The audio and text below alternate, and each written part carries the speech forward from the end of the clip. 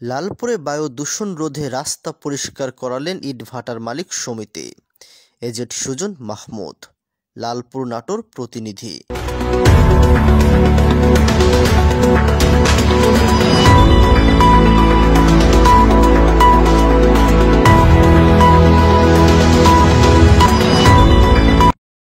নাটোরের লালপুরে ভরাট বালি বোঝাই ট্রাকের মাটি বালি উড়ে ছড়িয়ে ছিটিয়ে পড়েছে লালপুরের সড়কে, যা রাস্তায় কয়েক ইঞ্চি ধুলার আস্তরণে বালিমা হয়ে সাধারণ মানুষ ও যানবাহন চলাচলে বিঘ্ন ঘটছে ও অ্যাক্সিডেন্টের সংখ্যা বেড়েই চলছে।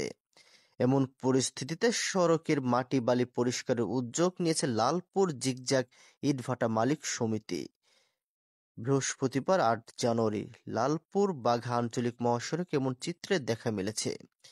আগামী কয়েকদিনের মধ্যে লালপুর বাঘা আঞ্চলিক মহাসড়ক ও লালপুর বিলমারিয়া সড়কে ধুলাবালি মুক্ত করার ঘোষণা দেন লালপুর জিগজ্যাগ ইটভাটা মালিক সমিতির নেতৃবৃন্দ। এ বিষয়ে এলাকাবাসী বলেন, এটা খুব ভালো উদ্যোগ, এতে করে রাস্তাঘাটের অ্যাক্সিডেন্ট কম হবে ও পরিবেশ ভারসাম্য রক্ষা পাবে। এ সময় জিগজ্যাগ ভাটা মালিক সমিতির সহ-সভাপতি রবিউল ইসলাম রবি বলেন, রাস্তাঘাট পরিষ্কার করছি সাধারণ মানুষের চলাচলের যেন কোনো বিঘ্ন না হয় এবং লালপুরের অর্থনৈতিক রক্ষার একমাত্র স্থান হলো ইটভাটা। এটা কোনো ক্রমেই বন্ধ হয়ে গেলে চুরি ছিনতাই বেড়ে যাবে ও অসহায় দরিদ্র মানুষের জীবন চলাচল কষ্টদায়ক হয়ে যাবে। রাজশাহী, পাবনা এবং নাটোর প্রায় ৩০,০০০ লোক এই ভাটার উপর নির্ভরশীল।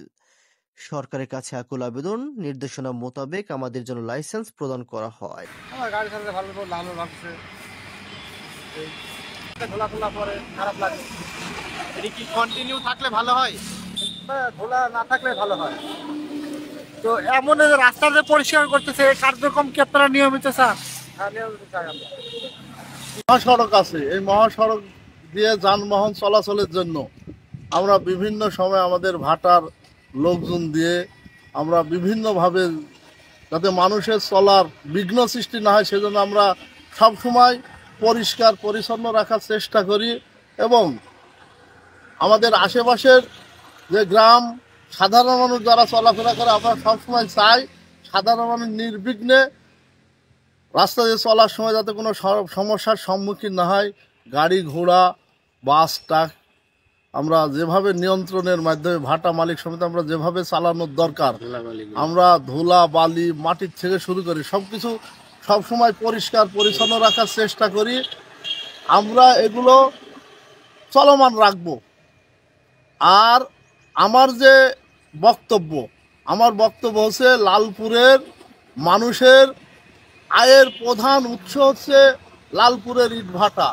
এই লালপুরের ইটভাটা যদি কোনো কারণে কোনো দুর্ঘটনায় যদি বন্ধ হয়ে যায় তাহলে লালপুরে প্রতিটা ভাটায় কম করে ২০০ থেকে ৩০০ লোকজন খেটে খায়, সাধারণ মানুষ, গরিব মানুষ, মেয়ে ছেলে।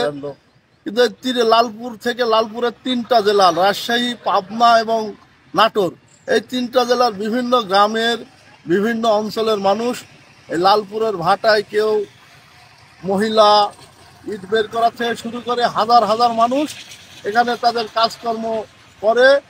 আয়ের প্রধান উৎসই হচ্ছে ভাটা। আর এই ভাটা যদি এখন আমরা সরকারের কাছে আহ্বান জানাচ্ছি, আমাদের ভাটার যদি কোনো ত্রুটি থাকে আমরা আপনাদের মাধ্যমে সরকারকে বিনীত অনুরোধ জানাই আমাদের সেই সমস্ত ত্রুটি বিচ্যুতিগুলো সরকার যাতে আমাদের সংশোধন করার সুযোগ দেয়।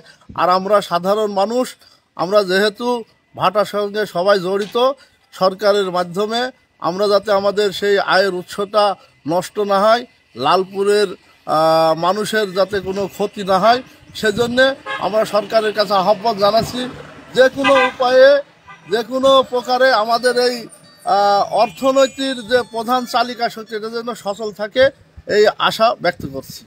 লালপুরের ইট ভাটাগুলো আছে, অনেক শ্রমিক কাজ করে। যদি ভাটা বন্ধ হয়ে যায়, এই ভাটা অনেক লেবার না খায় মানে অসহায় পড়বি। এই মানুষ যদি কাজ না পায় মানুষ কি করবি? ওই রাস্তার যে ধুলাবালু হচ্ছে, রাস্তা ধুলাবালু সব ভাটার জন্য হয়, এগুলো সব পরিষ্কার করে দিছে, এই জন্য অ্যাক্সিডেন্ট কম হবি। আর এই ভাটা হলে বন্ধ করা উচিত না, ভাটা চলুক। হ্যাঁ, রাস্তা পরিষ্কার করলে ধরেন আমাদের ভালো, রাস্তাঘাটে ধুলাবালি হবে না, অ্যাক্সিডেন্ট কম হবে, এসবের জন্য ভালো ভালো কাজ হচ্ছে।